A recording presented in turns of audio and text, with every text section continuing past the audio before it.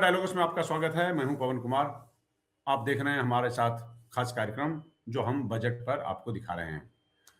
Economic survey आ चुका। Budget में अब 2 दिन रह गए हैं।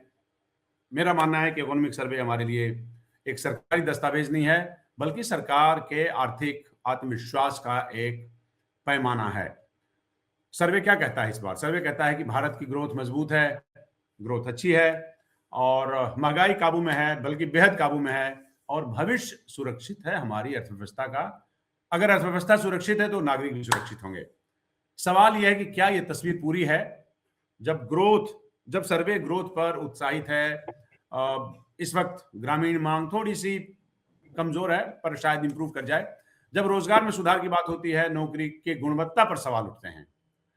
और जब ग्लोबल जोखिम जो अभी चल रहा है, जिसमें पूरी दुनिया में जो ग्लोबल रिस्क हैं सबकी बात कर सकते हैं, रेड सी क्राइसिस से लेके रशिया यूक्रेन वॉर से लेके यूएस के जो संबंध है पूरी दुनिया से, उस पर भी बात करते हैं। तो सर्वे में कहा गया है कि ये मैनेजेबल है। दुनिया में अभूतपूर्व अनिश्चितता का माहौल है जो पिछले कई दशकों में नहीं देखा गया। तो क्या इकोनॉमिक सर्वे जमीनी हकीकत बताता है, या फिर एक तरह से कहें तो ये केवल पेंटिंग है? तस्वीर कुछ और है लेकिन पेंटिंग कुछ और कहती है। ये एक ईमानदार आईना है क्या? इन सब पे बात करेंगे, लेकिन इन सब पे बात हम करेंगे।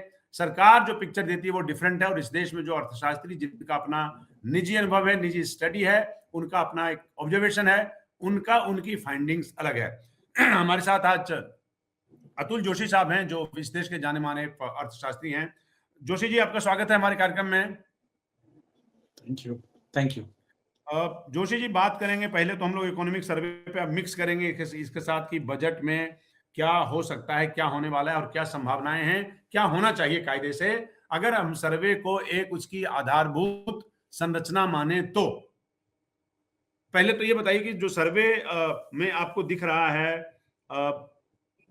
वैसी ही तस्वीर है?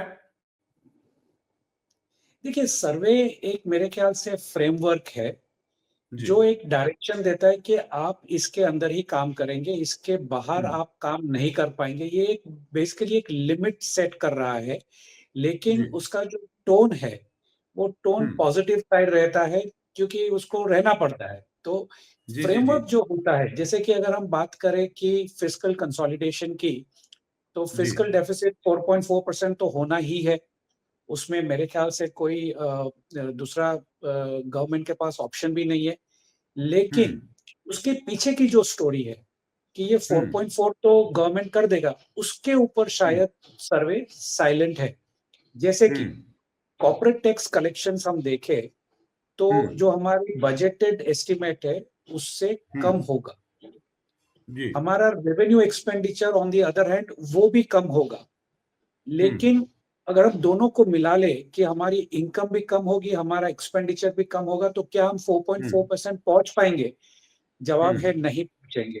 तो इसके लिए क्या करना पड़ेगा? शायद गवर्नमेंट ने जो अपना कैपिटल एक्सपेंडिचर का बजट बनाया है 11.2 लाख करोड़ का, उसमें शायद थोड़ी कटौती हमको दिखेगी। ये भी हो सकता है, हमने पिछले 2-3 साल पहले ये भी देखा था कि फरवरी में जब बजट पेश किया गया तो ये कहा गया था कि हम बजटेड कैपेक्स करेंगे, लेकिन जब अप्रैल मई में जब नंबर सामने आए तो वो नहीं किया गया था, क्योंकि फिस्कल डेफिसिट को मीट। तो पीछे की जो स्टोरी है वो सामने उभर के नहीं आती है इकोनॉमिक सर्वे में। पाथ और फ्रेमवर्क वो डिफाइन कर देता है। जी। ये अभी हम जब महंगाई पे बात करते हैं, महंगाई तो देखिए पिछले 1 साल में बहुत ही मतलब एक तरह से कहें किसी चमत्कार से कम नहीं रहा। जोशी जी, ऐसा मान के चल सकते हैं। महंगाई काबू में है, चलिए मानते हैं। वो दिखता भी है और वो आपको लेकिन यह है कि बहुत सारे लोग आपको ऐसे मिलेंगे जो कहेंगे साहब देखिए हमारे घर का खर्चा बढ़ गया है। हमारे घर का खर्चा जो सरकार महंगाई के आंकड़े दे रही है उससे मेल नहीं खाता। हमारी फाइंडिंग्स अलग है, इकोनॉमिक सर्वे की फाइंडिंग्स अलग है। ये जो एक मतलब छिपी हुई महंगाई का गैप कहाँ देखते हैं आप? देखिए, ये हकीकत है कि जो हमारा सीपीआई का आंकड़ा आता है उसमें 50% के करीब करीब जो फूड है फूड, जी। वेजिटेबल्स हो गए, हम्म। मिल्क हो गया, एग्स हो गए, वो सब है। और हकीकत क्या थी? हकीकत जी, ये थी कि मई, जून, जुलाई, ये 3 महीनों में जो जी, उनकी रिटेल प्राइसेस थी, वो 50% से भी ज्यादा बढ़ी थी। जी। लेकिन हमारे आंकड़े शायद वो दिखाई नहीं दे रहे थे। दूसरी बात, हम्म। फिर बारिश आ गई, थोड़ा कम हो गया प्राइस। दिवाली के आते सारे फ्रूट्स, वेजिटेबल्स जो सब के सब फिर से एक बार 30 से जी। 40% बढ़े। लेकिन कहीं पे वो दिखाई नहीं दे रहा है। और जी। अभी ये हाल है कि अ, थोड़ा सा प्राइस में हमको दिख रही है कटौती, खास करके जी। वीट के ऊपर। वीट और राइस की प्राइस रिटेल लेवल पे थोड़ी कम हुई है, लेकिन जो जी। 50% मार्केट बास्केट है सीपीआई का, उसमें से लगभग 35 टू 37% बास्केट वो है जिसमें प्राइस बढ़ी हुई लेवल पे स्टैटिक है, जी। कम नहीं हुई है। जो हमारा सीपीआई का आंकड़ा कह रहा है वो रिप्रेजेंट नहीं कर रहा है जो हम्म। ऑन द ग्राउंड हमारे जैसे लोग, जो रिटेल कंज्यूमर्स हैं। तो आपकी बात बिल्कुल सही है कि जो हर एक घर का खर्चा है वो तो बढ़ा ही है। आंकड़ा हम्म। चाहे कुछ भी कहे, बट जी। आंकड़ा इतना रिलायबल नहीं लग रहा है। जोशी जी, इकोनॉमिक सर्वे ये भी कहता है कि बड़ा एक एक एक एक एक अच्छी ग्रोथ की बात की है, ग्रोथ पाथ की बात की है। अ, जिस ग्रोथ को हम टारगेट कर रहे हैं या जो ग्रोथ हम एनविसाज कर रहे हैं, उसको फाइनेंस करने की कैपेबिलिटी हमें है। हम इस साल हासिल कर पाएंगे, उसमें सरकार और प्राइवेट इन्वेस्टमेंट दोनों को अगर मिला दीजिएगा तो भी। देखिए, सबसे बड़ा जो मुझे कंसर्न दिखता है, जो हम्म। आपने बहुत सही पूछा कि फाइनेंसिंग कहाँ से होगी। जी। तो आज की तारीख में पूरा फाइनेंसिंग फिस्कल डेफिसिट से हो रहा है, लेकिन हम्म। फिस्कल डेफिसिट की फाइनेंसिंग कहाँ से हो रही है? तो हम्म। बोरोइंग से हो रही है। तो जी। बोरोइंग में जो सबसे बड़ी कंसर्न मुझे लगती है वो ये है कि हमारी जो नेट बोरोइंग अगर हम देखें, जी। तो हमारी नेट बोरोइंग और हमारा ब्याज, ये दोनों ऑलमोस्ट इक्वल है। जिसका मतलब ये है कि हम जितना भी बोरो कर रहे हैं, जितना भी हम उधार ले रहे हैं, गवर्नमेंट जी। उधार ले रही है, वो तो सिर्फ ब्याज चुकाने में जा रहा है। तो हम्म। कैपिटल एक्सपेंडिचर का पैसा कहाँ से आएगा? तो जी। वही एक सबसे बड़ी आपने जो सवाल किया है, बहुत ही जी। मेरे ख्याल से रेलेवेंट है। ये जी। साल बेसिकली ये हो रहा है कि रेवेन्यू एक्सपेंडिचर धीरे धीरे कम हो रहा है, इंडिविजुअल इनकम टैक्स बढ़ा है, और जी। जो हमारी डिसइन्वेस्टमेंट है या आरबीआई से जो हमारी डिविडेंड आ रही है, वो काफी जी। बड़ी मात्रा में आ रही है, तो जिसकी वजह से हमारा वो गैप बन रहा है। हम्म। प्राइवेट इन्वेस्टमेंट की अगर बात करें, तो देखिए, इंडिया में पिछले 17 साल से मैं सुन रहा हूँ कि ग्रीन शूट्स आ गए, अब ये ग्रोथ हो जाएगा, अब प्राइवेट इन्वेस्टमेंट आ जाएगा। लेकिन कुछ भी हम्म। नहीं हुआ, पिछले 17 साल में कुछ भी नहीं हुआ। बट हम्म। जो हुआ है वो जी। बहुत ही सेक्टर स्पेसिफिक हुआ है। और ये हम्म। प्रॉब्लम गवर्नमेंट का नहीं है, मेरे ख्याल से हम्म। हमारे जो एंटरप्रेन्योर्स है, खास करके हम्म। मैन्युफैक्चरिंग, माइनिंग, सर्विसेज में जो हमारे एंटरप्रेन्योर्स है, हमारे जो बड़ी बड़ी कंपनियां हैं, उनकी जी। जो माइंडसेट है उसका इशू है कि उनको हम्म। पहले प्रॉफिट चाहिए या पहले कंफर्म्ड सेल्स चाहिए। किसी को आर&डी में, रिसर्च में, डेवलपमेंट में इन्वेस्ट नहीं करना। हम देख सकते हैं कि गवर्नमेंट ने 2002 से हम ले अगर, तो तब हमने गोल्डन क्वाड्रिलेटरल का रोड प्रोजेक्ट चालू किया। उसके बाद में आप देखिए कितनी कंपनियां बड़ी हो गई रोड में, road hmm. Development, EPC etcetera. आप देखिए कई सारी कंपनियां खरबों रुपयों की हो गई। जी। फिर आ गया आपका power sector, ultra mega power hmm. Project government ने डिक्लेयर कर दिए, तो उसमें जी। आप देखिए कितनी कंपनियां बड़ी हो गई। उसके बाद में पोर्ट, एयरपोर्ट, उसके बाद में रेलवेज, शिप हम्म। बिल्डिंग लास्ट ईयर बताया, रिन्यूएबल एनर्जी। तो जहां भी हम्म। गवर्नमेंट स्पेंड करती है, डिफेंस, जहां हम्म। भी गवर्नमेंट स्पेंड करती है, गवर्नमेंट कंज्यूमर है या गवर्नमेंट हम्म। कैपेक्स करने जा रही है, वहां पर आपको दिखेगा सिर्फ और सिर्फ उन्हीं सेक्टर में आपको दिखेगा क्राउडिंग इन। पूरा हम्म। प्राइवेट सेक्टर उसके पीछे लग जाता है और इन्वेस्ट करता है। लेकिन उसको छोड़ के कहीं पे हमको इन्वेस्टमेंट दिख नहीं रहा है, क्योंकि ये जो ये बड़ी। माइंडसेट है हमारा हम्म। प्रमोटर्स का, जी। वो जी। काफी मेरे ख्याल से कंजर्वेटिव है। वो जो पहले जो हमारे इंडिया किस लिए जाना जाता था कि वेरी बोल्ड, हमारे जो हम्म साहसिक, उद्योग साहसिक कहा जाता था, वो शब्द हम्म उद्योग साहसिक था, अब वो हम्म साहसिकता दिखती नहीं है। जी।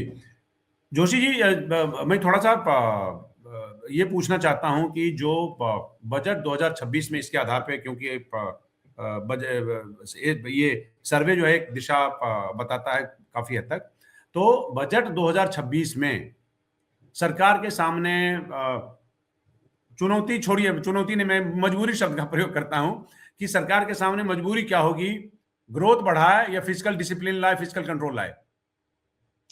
देखिए, मजबूरी ये रहेगी कि फिस्कल कंसोलिडेशन को नहीं छोड़ना है, और वो हम्म नहीं छोड़ेंगे। हम्म कारण ये है कि अगर हमने फिस्कल कंसोलिडेशन, फिस्कल पाथ हमने छोड़ दिया, तो जो हम्म ग्लोबल सिनेरियो आने वाला है या आ हम्म सकता है, उसमें हम्म हमारी वीकनेस इतनी बड़ी हो जाएगी कि फिर उसको मैनेज करना बहुत मुश्किल हो जाएगा। मुश्किल तो होगी। मेरे जी ख्याल जी। से ये तो एक बहुत सही पाथ गवर्नमेंट ने चुना है कि जो फिस्कल कंसोलिडेशन में 4.4% ये साल रखेंगे, शायद हम्म 4.2% के आसपास अगले साल रखेंगे, तो ये मेरे ख्याल जी से सही है, और ये मजबूरी जी है। दूसरी जी। चीज जो हम्म उन्होंने फ्लाइट मतलब फिस्कल ग्लाइड पाथ बताया था, वो ये था कि डेट टू जीडीपी हम 50% तक लेके आएंगे बाय हम्म 2030। तो मेरे हम्म ख्याल से आज की तारीख में लगभग 56.5% के आसपास डेट टू जीडीपी है। उसमें हम्म शायद वन हम्म परसेंट की हम कटौती देख सकते हैं, और हम्म इसको मीट करने के लिए शायद डिसइन्वेस्टमेंट ज्यादा हम्म हो सके। ऑलरेडी प्लान्स है कि सारे पीएसयू बैंक्स को हम बेच देंगे, तो हम्म गवर्नमेंट पास ऑप्शंस नहीं है, लेकिन फिस्कल पाथ मेरे ख्याल से प्रायोरिटी नंबर 1 है, खास करके जबकि ग्लोबल सिनेरियो ठीक नहीं है। हम्म। सर एक बार बताइए जोशी जी, कहाँ से ये उम्मीद और ये ऑप्टिमिज्म आप देखते हैं, और ये किस कॉन्फिडेंस से जोशी जी आप बोल रहे हैं, हम ये जानना चाहेंगे, क्योंकि हमारा जो अंदाजा है सर, यहाँ पे पॉलिसी मेकर्स को देखता हूँ कि प्राइवेटाइजेशन पे या तो वो चुप हैं, या सरकार को शायद ये लगता है कि देखिए साहब, इसमें बहुत बदनामी होती है, लिहाजा ये रास्ता ठीक नहीं है, आहिस्ता आहिस्ता करेंगे, होगा तो होगा, नहीं होगा तो नहीं होगा। पिछले कई सालों में जो ट्रेंड दिख रहा है बजट में, वो तो यही दिख रहा है। जी देखिए, पैसा कहाँ से आ रहा है या कहाँ से आया अब तक, जी तो मेरे ख्याल से सबसे बड़ी ग्रोथ हमको जो मिली है वो है इंडिविजुअल इनकम टैक्स। आज से जी। 5 या 6 साल पहले 3.5 लाख करोड़ की हमारी इंडिविजुअल इनकम टैक्स थी, आज 7.5 लाख करोड़ के ऊपर पहुंच गई है। तो hmm more than 100% jump in 5 years, और जी। वो भी सिर्फ इंडिविजुअल टैक्सेशन से। हम्म समहाउ हमारे कॉर्पोरेट्स टैक्स नहीं हम्म भर रहे हैं, हम्म उनके टैक्स रेट्स कम है, इंसेंटिव्स ज्यादा है, डिडक्शंस पता नहीं, वेरियस मल्टीपल फैक्टर्स, उनका इफेक्टिव टैक्स रेट 15% के हम्म आसपास आता है। अगर आप देखें हम्म जो एक्चुअल टैक्स पेमेंट होता है, तो इसकी वजह से क्या हो रहा है कि काफी सारा जो हमको बफर मिल रहा है वो इंडिविजुअल इनकम टैक्स की हम्म तरफ से मिल रहा है। और दूसरी चीज है वो रेवेन्यू एक्सपेंडिचर को कंट्रोल करने की जो उन्होंने एक्सरसाइज चालू की थी, उसके फ्रूट्स जी। हमको ये बजट में देखने को मिलेंगे। तीसरी हम्म चीज कि कैपेक्स जो है वो वॉल्यूंटरी जी। है, तो हम्म अगर हमको फिस्कल डेफिसिट ये लगता है कि स्लिप होने वाला है, और ये आप हम्म देखेंगे अब अप्रैल मई में जब कैपेक्स का फिगर आएगा, आप देखेंगे हमारा जी। बजट 11-20 हजार करोड़ का वो कंप्लीट नहीं करेंगे। हम्म लेकिन मैं मई की राह देखूंगा, ना कि बजट की। बजट में शायद बोल भी दे कि 11,20,000 करोड़ हम खर्चा कर देंगे, लेकिन शायद मई में ना हो। हम्म एक बार बताइए, क्या ये budget reforms friendly, reforms budget होगा, या हम उम्मीद करें कि नहीं साहब, ऐसा है कि कंटिन्यूटी बजट ही दिया जाए, कौन झंझट में पड़े, सरकार काहे को बदनामी मोल ले, सरकार को इलेक्शन भी लड़ना होता है, क्या कहते हैं आप? देखिए, रिफॉर्म्स तो क्या ही कर लेंगे, मतलब किस तरफ के रिफॉर्म्स बच गए हैं। मेरे ख्याल हम्म से वो सिर्फ सेक्टर्स खोल रहे हैं। पिछले कुछ हम्म जो बजट स्कीम्स हमने देखी है, तो कुछ कुछ जी। नए नए सेक्टर्स वो खोल देते हैं। जैसे कि लास्ट ईयर उन्होंने ये खोल दिया था शिप बिल्डिंग, तो आप देखिए शिप बिल्डिंग में कितना इन्वेस्टमेंट आ रहा है। सागरमाला एनबीएफसी खोल दी, वहां से भी हम्म डिसबर्समेंट करेंगे। तो मेरे ख्याल जी। से सेक्टर्स को वो एक्टिवेट करते हैं। और इन अ वे टू स्पीक, ये स्ट्रैटेजी ये है कि हर 3-4 साल में एक नया सेक्टर आप खोल दीजिए, और उसमें आप ग्रोथ कर दीजिए, तो टू जी दैट एक्सटेंट हम आत्मनिर्भर हो सकते हैं। उसमें जो ग्रोथ होगी, उसकी जो एंसिलरी इंडस्ट्रीज है वो सब में ग्रोथ होगी। लेकिन सस्टेन लेवल पे ग्रोथ अगर करना है तो फोकस मेरे ख्याल से इंडस्ट्री को छोड़ के अर्बन इंफ्रास्ट्रक्चर के ऊपर होना चाहिए। और ये मेरे ख्याल से इन्होंने चालू किया था स्मार्ट सिटी, लेकिन कहीं पे कुछ नहीं हुआ। एक सिटी स्मार्ट ना बनी। इंटरनेट लगाने से कोई सिटी स्मार्ट नहीं बन जाती। और 2G 2G जो था उसकी कनेक्टिविटी जी 5G से मच बेटर थी। जी हमको शायद 2G में चला जाना चाहिए, क्योंकि फोन तो आप लगते ही नहीं, आप फोन से ऐसे बस चेहरा घुमाइए, आपका 5G कट हो जी जाता जी है। जी जी, सिर्फ अब उसका इंटरनेट की खामियाजा हम लोग स्पीड। को भुगतना पड़ता है जोशी जी। यस। तो अर्बन इंफ्रास्ट्रक्चर जो है आज, हमको ये अभी भी बात कर रहे हैं, इंडस्ट्री भी ये बात कर रही है, ईज ऑफ डूइंग बिजनेस भूल जाइए। ईज ऑफ डूइंग बिजनेस भूल जाइए, ईज ऑफ लिविंग की बात करिए। आज लोग हम्म परेशान हैं। आपकी हम्म जो पैसा बड़ा होगा, पर पर्सन आपकी इनकम ऊपर चली गई होगी, पर कैपिटा हम्म इनकम ऊपर चली गई होगी, लेकिन लिविंग स्टैंडर्ड्स बहुत नीचे आ गए हैं जी अर्बन इंफ्रास्ट्रक्चर को लेके। तो और जी ये एक चीज ऐसी है, ये सेक्टर ऐसा है कि अगले 50 साल भी आप इन्वेस्ट करें उसमें तो वो हम्म काफी नहीं है। और इसकी जो कम मल्टीप्लायर पड़ेगा, इफेक्ट कम होती है पड़ेगा, ठीक है। अर्बन इंफ्रास्ट्रक्चर की जो मल्टीप्लायर इफेक्ट है वो किसी और सेक्टर में नहीं है। सेकंड आएगा हम्म रियल एस्टेट। तो रियल एस्टेट भी एक जी अर्बन इंफ्रास्ट्रक्चर का पार्ट है। तो अगर जी गवर्नमेंट जी जी उसके बारे में कुछ करती है तो बहुत सारा पैसा इंडिया में एफपीआई भी लेके आएगी, जी जी। इंडियन प्रमोटर्स भी आ जाएंगे, और रिटेल इन्वेस्टर तो आ ही जाएंगे। अच्छा जोशी जी, जब सर्वे जब टैक्स कलेक्शन की मजबूती की बात करता है, तो क्या हम और आपके जैसे लोग जो अ, हालांकि इस देश में बहुत घालमेल है सर, मतलब हम लोग जनरली मिडिल क्लास को सैलरीड क्लास से बहुत इंटरचेंजेबली इस्तेमाल करते हैं। अ, सवाल यह है कि क्या जब सर्वे टैक्स कलेक्शन की मजबूती की बात करता है तो हम ये माने कि मिडिल क्लास को राहत की गुंजाइश हो सकती है, संभावना बनती है, बोल सकते हैं? बिल्कुल नहीं, बिल्कुल नहीं। हम्म जो करना था लास्ट ईयर कर दिया। अब मेरे ख्याल हम्म से और कोई गुंजाइश नहीं है। कोई हम्म। गुंजाइश नहीं है।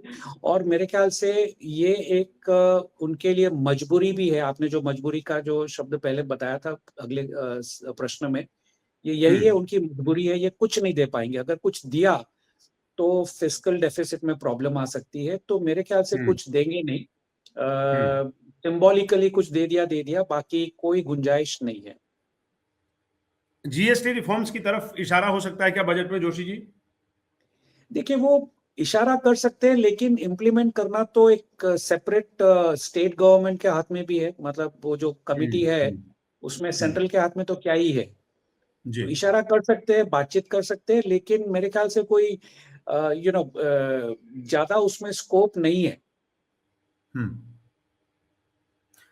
जब हम लोग जॉब क्रिएशन की बात करते हैं इस देश में, आप जैसा कि मैंने पहले जोशी जी कहा कि पिछले के कई बार ऐसा हो कि पिछला इकोनॉमिक सर्वे पढ़ लीजिए और नया इकोनॉमिक सर्वे पढ़ लीजिए तो कुछ लाइनें बिल्कुल ऐसे लगता है जैसे वहां से बिल्कुल आइडेंटिकल हैं।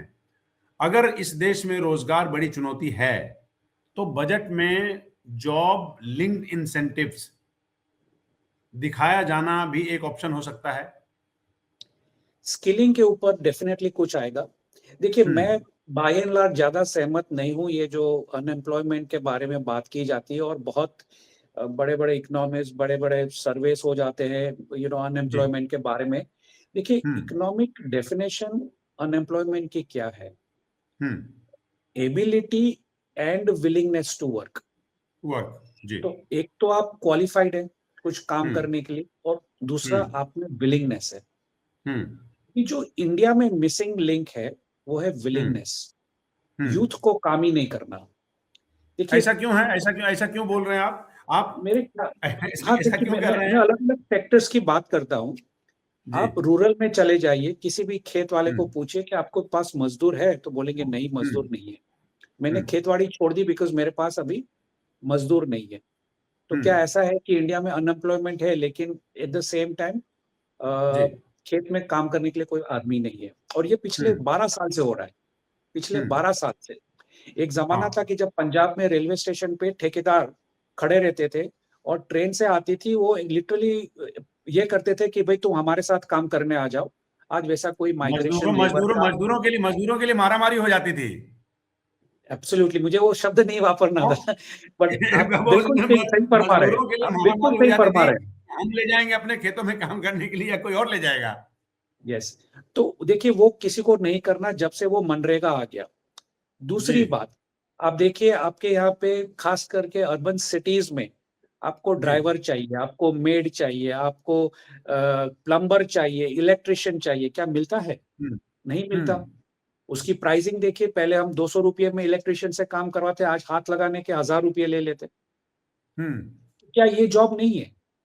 हम्म। देखिए ठीक बात कह रहे जितना हैं। भी मैन्युअल काम है, जिसने भी हम्म। लेबर एंड थोड़ा सा मेहनत का काम है, किसी को जी। जी। करना ही नहीं है। और हम्म। इसका इसका जो मेरे ख्याल से रूट कॉज है वो है हमारी एजुकेशन सिस्टम। हमने इतनी बुरी कर दी है एजुकेशन सिस्टम कि बच्चों की एग्जाम मत लो, हर किसी को पास कर दो, ये सब। और सिखाते क्या है अभी तो, I can definitely tell you कि कॉलेज में बुक्स ही नहीं है।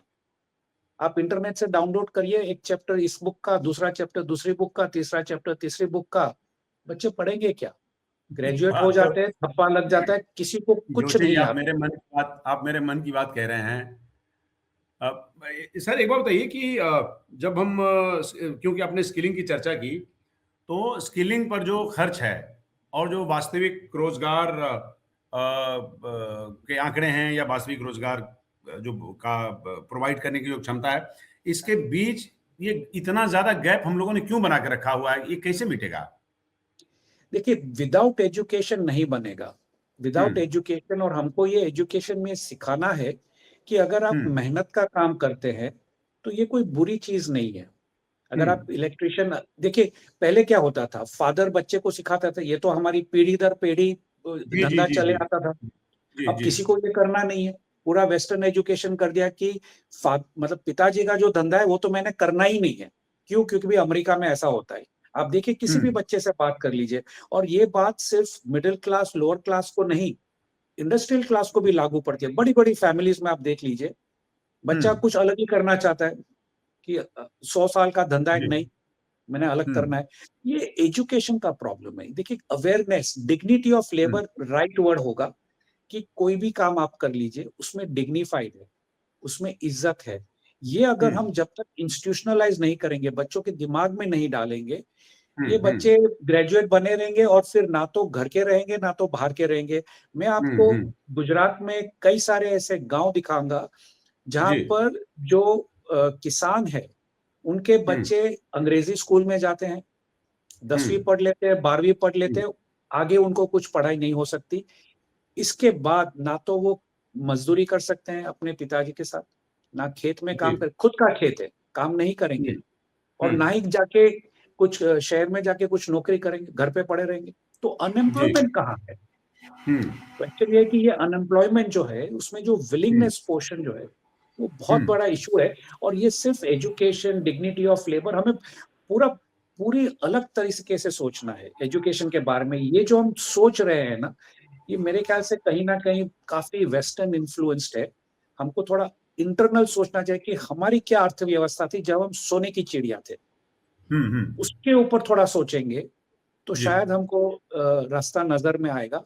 बाकी थोड़ा मुश्किल ही है मेरे ख्याल से। ये परिस्थिति और बिगड़ेगी आगे जाके, आप चाहे कितना भी स्किलिंग कर लीजिए, आप कितने भी लाखों करोड़ों का बजट कर दीजिए स्किलिंग में, कोई देश 1 करोड़ नई नौकरियां पैदा नहीं कर सकता। ये कर सकता हकीकत है।